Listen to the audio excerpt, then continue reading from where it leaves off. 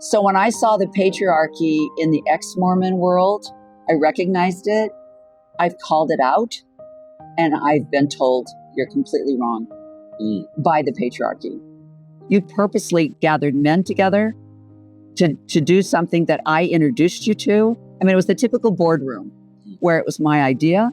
I introduced you to the people. I introduced you to the subject. And you said, that's great, little girl. We'll take it from here. Hey, everybody at the Church of Korra Horror. That was Rene Steelman. You may know her from her YouTube channel, She Became Visible. She's a retired interior designer, mother of 6 children, grandma to 14 grandchildren. Her youngest child was severely disabled, and she was his primary caregiver for 37 years, until sadly he passed away in 2022. The difference in labor, the difference in authority and position and recognition inside the Mormon church between her experience and her husband's experience as he had continued to advance in authoritative positions and positions of respect inside the Mormon church, while she continued to work and to be a primary caregiver, ultimately led her to deconstruct the patriarchy. And that's what leads her ultimately to have left the church. It's the deconstruction of the patriarchy that leads women like Rene Steelman to leave the church. And it's a lot of them. And inside the ex-Mormon content creator space, there are men who could learn a lot from what Rene has to teach us if we would stop defending ourselves and stop explaining why we behave the way that we do, and instead pass the mic and let someone tell us what needs to change. And what you'll find is that Rene, she is extremely courageous. This is not easy. This takes courage. I thought it was important to get this out as soon as possible.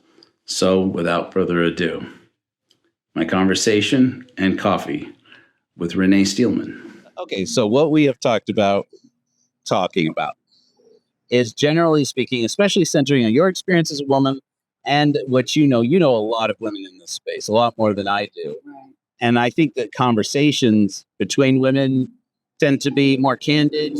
So I'm not going to ask you to speak for all of them, obviously. Right, that's a lot. Right. But I feel like for women in the space right now, especially in the ex-Mormon space, there's a lot of frustration. Not specifically with John Dehlin and Mormon stories, though a lot of them are very specifically about John Dehlin and Mormon stories. Yeah. But generally, I feel like for years, I've been hearing women say, why is the ex-Mormon space as patriarchal as the Mormon space? No. And do men miss the church because it's patriarchal, and not realize that we women who left the church or are deconstructing Mormonism are doing what out of the patriarchy? Yeah, I think you hit it right on. I think that, especially in my generation, being born in the 50s and being raised in the 60s, patriarchy was part of the culture strongly. So we didn't have the beautiful men who are like, absolutely, change diapers, no problem. You know, that my boys do. Like, my boys are fabulous partners, you know. But my generation, it was like, you do your role. They will be the providers and bring home money. When they walk in the door, you will get their slippers. Like my generation, if a man said, you know what, you'd look a lot better if you'd smile, we all went, you know, and complied. The Gen Zs, the new generation, they'd go, you know, F you. We're not doing that, you know. So the church worked really well. And the culture that was set up in the church worked really well for all the generations from the baby boomers up. Mm-hmm. So I feel like I accepted the patriarchy easy. But now, thankfully, because of the Gen Zs and the Gen Xs that are like, I'm not doing that anymore. And we're like, oh, good. I don't want to do that anymore either, you know? Yeah. And I really recognized it being in this, you know, content creator.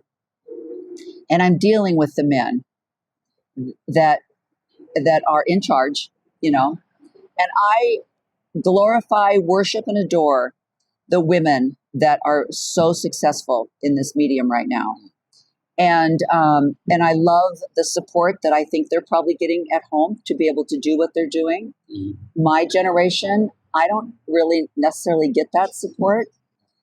So when I saw the patriarchy in the ex-Mormon world, I recognized it. I've called it out, and I've been told you're completely wrong by the patriarchy. You know, I have a particular situation where I was working with a group of people, and every suggestion that I would make, I would say, hey, you know, I love this new platform that you've developed. Let's make it a family. Let's do each other's podcasts. Let's work together. Let's support each other. Let's go on each other's shows and let's show up at places together. And he was like, no, I gave you a voice. It's up to you to make it work.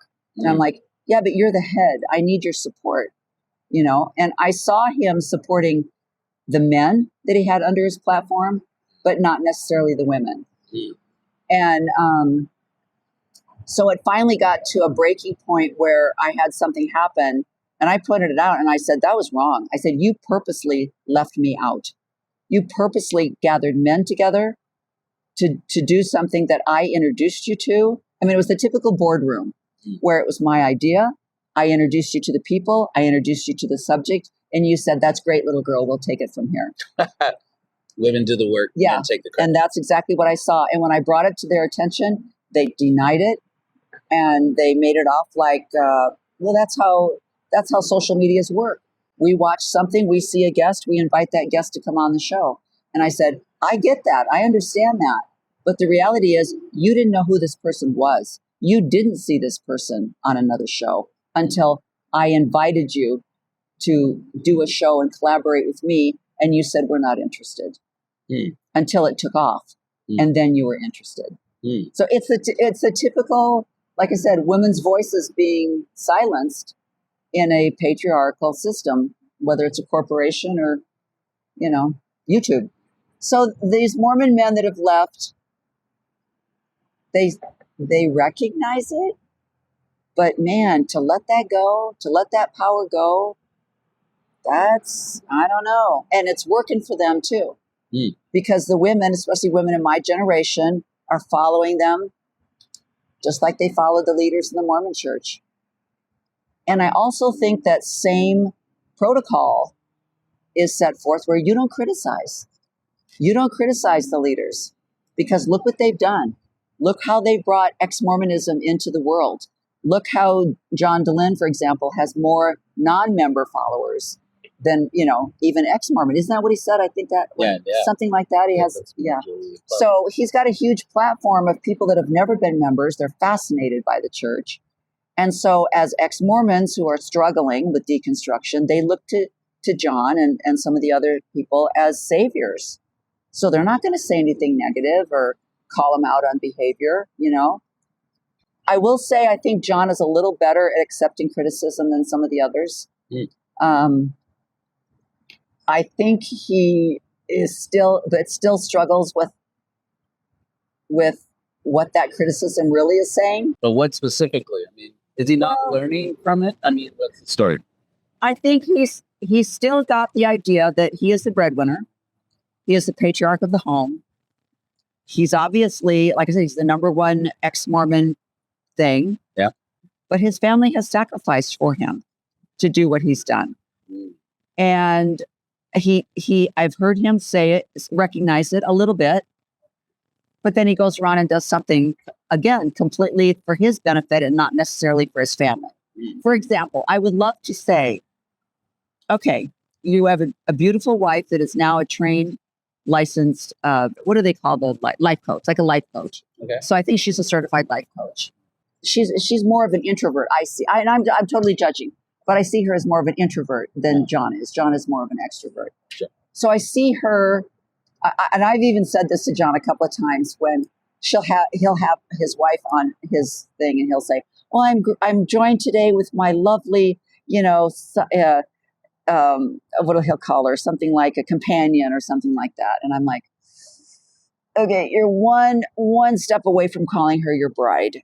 You know, the typical over the platform, the pedestal of saying, "I'm joined today with my bride of 25 years." I'm like, really? That might be fine for her, and I'm not speaking for her at all. But for me, it riles me. okay, that's a person. Yeah. And it's always bothered me. And it's like, but then even in the ex-Mormon space, that always gets pointed out.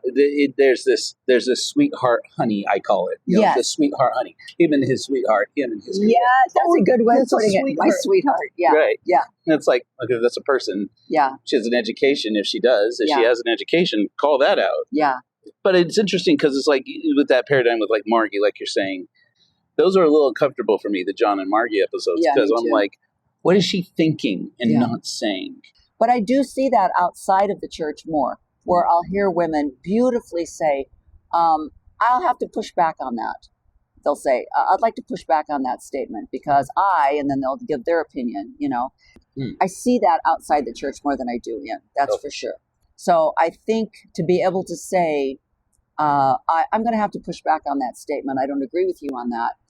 I don't know if I've ever heard that on Mormon discussions or Mormon stories. You know, the women will probably go, oh, well, that's probably true, you know, or something like that. That's just the indoctrinated role that we've been taught to. This is how we get along. This is how we and we're so grateful for an opportunity to use our voices that we don't want to cut that off by having someone say, oh, that woman, she's hard to get along with. You know, she disagreed with everything I said, you know, the typical things that you hear, you know, like a woman is bossy, a man is just a boss. Right. Or, you know, a woman's a bitch and a man is just a strong-willed, you know, and that kind of thing. Right. So, and I still see that. I still see that on the interviews that are done, unless it's woman to woman. And then I feel like it's more equal, for sure. But there is, you know, there is strong patriarchy. And I would encourage anyone to go to a Thrive event or go to another ex-Mormon gathering and see for yourself, just, you know, how do I feel here? Do I feel like they've just replicated the church only with ex-Mormons instead of Mormons, the way that it's, you know. Now, the last one that I went to in St. George was primarily women, the women speakers. Natasha spoke. There was another, oh gosh, who was it? There was another really strong, beautiful. I mean, there were probably more female women that spoke than men. It was great.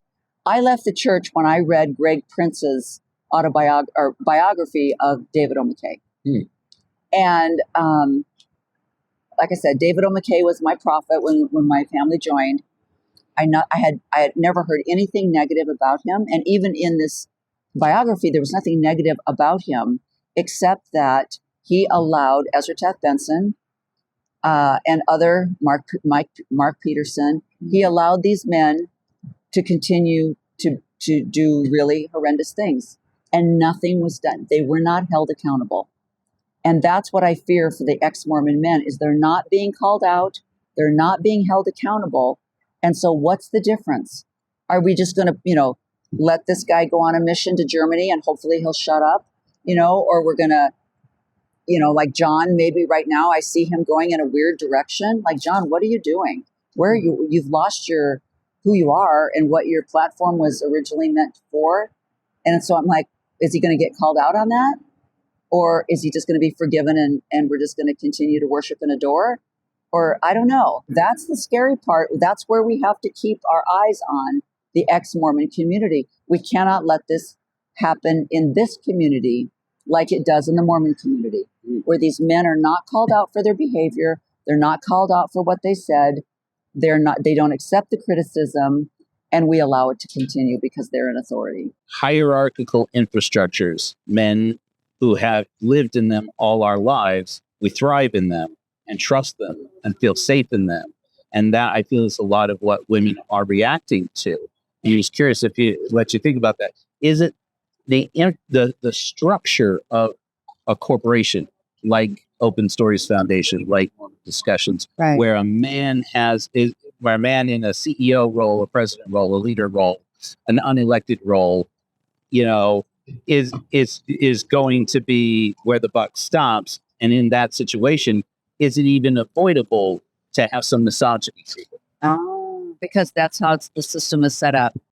It's interesting because I just was listening to a Carl Jung YouTube, and they were saying how the title of it, and this could just be clickbait, but the title of it was Women Over 60 Should Never Remarry. And it was just saying how women have seasons of their life just like men do, but they're not allowed to live those seasons because they've been given the role as mother and grandmother. Those are the only roles that you have, and those will take you from puberty to death. And there is no other purpose for you on the earth. And that's one of my big things that I scream about on my YouTube is, ladies, your husband is retired. Now, this is a generalization, so don't get offended, people. Huge generalization. Your husband is retired. He's lost his identity.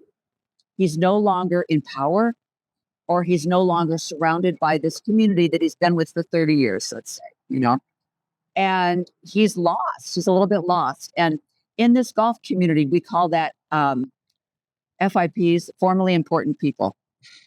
And so whenever you talk about them, they always will talk about, well, I'm a retired. I used to own 5 restaurants, I had 75, employees. And my restaurant was voted #1 restaurant. And you're like, great. I just asked you how you were, So you get this resume whenever you say something about, but so men have that, right? Women become more important to them. That now you're my support person, and I no longer feel important. So I want to go on a mission where I'm given that position of authority again, or I want to be a mission president where I am now the mission president, and I am referred to as President so-and-so. You are referred to as the president's wife. And these doggone women, my age, they go on mission after mission after mission to support their husbands who can't turn to them and say, thank you for supporting me for the last 30 years. What would you like to do now? What is your dream that you've never been able to do? I want to support you in that. And these women, they just can't get through the indoctrination that they got when I went to the temple in 1974. So I had the whole raise your right hand and, promise to obey and honor your husband. Right. And, even as it took me a while, but, about 50, I started going, wait, what? Did I agree to that? And I said to my husband, by the way, do you ever promise to obey and honor your wife when you're going through, he's like, no. I'm like, I do. He goes, you do? I go, yeah. He never even heard it. I didn't hear it. So I can't but he didn't hear it either, But for those women that are like, I would like to be there just once for the birth of one of my grandchildren. Do you mind? Could I possibly do that? Do we always have to be in some foreign country to make you feel like a man? So that's my thing. If you go through the, maiden, mother, and now they've got a new one where it's queen and then crown. You don't go from maiden, mother, old lady. You go from maiden, mother to it's my turn. And I now get to be who I want to be. And find it. Whoa. Well, this is the point where the Mormon God decided he did not like what we were saying in this interview and started to literally blow over my phone on the tripod. And this great interview was briefly interrupted. Now we return to Rene Steelman. One of the things that I've been accused of being toxic in my atheism, fair, is I've said before, I said, take God or Heavenly Father out of it. Yeah. And put daddy. And all of a sudden, anything you would say there, everybody who loved you would say, you have to get out of this toxic relationship with this man. Whether that's your actual dad or that's true. Paradigm. It's like, abusive boyfriend. Yeah. Thank you very much. Oh my gosh. This was so great. It was so fun. Good. Yeah, absolutely. And we got to get together in St. George. Absolutely. We'll see you in February. That'll be so great. And this is going to be your first time, right? Yeah. Okay. Never done Thrive before. All right. That'll be great. I want to get your feedback. It'll be really interesting. And it's getting better, and it's going to be in a larger venue this year, which means, that's how it's growing. Yeah, I think it's going to, I'm really anxious to hear what your feedback will be. And both of us will be sitting there thinking, patriarchy, check. There's a perfect example. Or not. Maybe it'll change. Maybe it'll change. All right. Thank you. Yeah. Thank you very much. Okay. All right, guys, I'll be back in a more stable studio situation. Obviously, I'm back at the house right now with my ex, about to head out back down to St. George. As you guys know, I am traveling all over this country, going back and forth from southern Utah to southern Virginia, spreading the good news of Corohorism and doing this work, going out and taking blankets to the unsheltered and all sorts of needful things. We're going to close now with a closing hymn. For those of you who don't know, our godless hymns are legendary, and I wanted to share one with you now.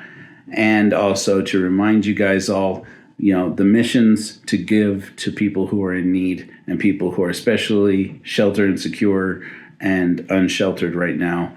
It's very dire. I'm very grateful for everybody who has donated either items or money. This has been great. I really hope that we can make this work go forward. Remember that we are all like Corohor. And you can always go to corohor.org, press on the give button. There's an Amazon list to purchase from if that's how you prefer. There's also an address where you can send whatever you have, and also, of course, a donation form. Every little bit helps.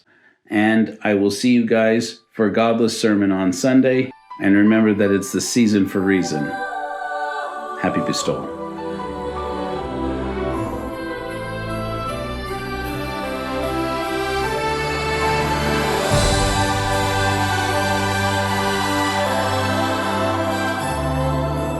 I bestow upon you reason's sacred light.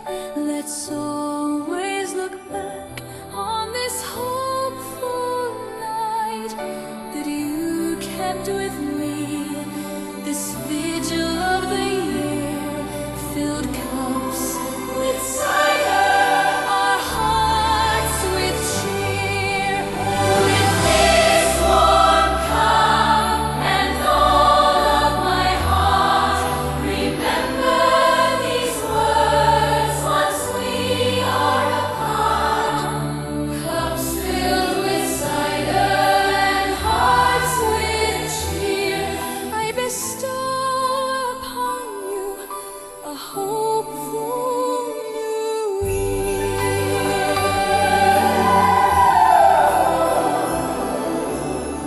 By glow of my heart, tonight you will find this heartfelt wisdom for your peace of mind. Should fortune desert you, fill your cup renew.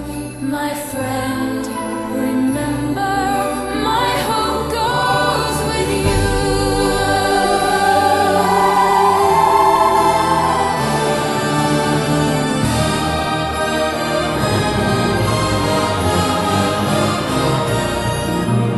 With this warm cup and all of my heart, remember these words once we are apart. Cups filled with cider and hearts with cheer. I bestow upon you a hopeful new year. May reason guide you, courage grow each day. May fortune